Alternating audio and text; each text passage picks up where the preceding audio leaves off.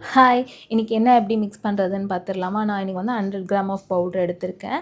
இந்த நவராத்திரிக்கு நெறைய ஆர்டர் இருக்கிறதுனால வந்து நான் இன்னைக்கு 100 எடுத்துக்கிட்டேன். உங்களுக்கு வேணும்னா ப்ராக்டிஸ் பண்ண போறீங்க அப்படின்னா 50 to 25 கிராம் வரைக்குமே எடுத்து நீங்க ப்ராக்டிஸ் பண்ணி பார்த்துக்கலாம். நான் இன்னைக்கு 100 கிராமுக்கு தேவையான சுகர், அதுக்கு தேவையான எசென்ஷியல் ஆயில் எடுத்திருக்கேன். ஃபர்ஸ்ட்டு சுகரையும், பவுடரையும் நல்லா மிக்ஸ் பண்ணிட்டு, தண்ணி சேர்த்து நல்லா பேஸ்ட் கன்சிஸ்டன்சி வர வரைக்கும் நல்லா மிக்ஸ் பண்ணி எடுத்துக்கோங்க. அந்த சுகரும், பவுடரும் நல்லா மிக்ஸ் ஆகணும். சுகர்ல இருக்க கிறிஸ்டல்ஸ் எல்லாம் வந்து நல்லா டிசால்வ் ஆகி வரணும்.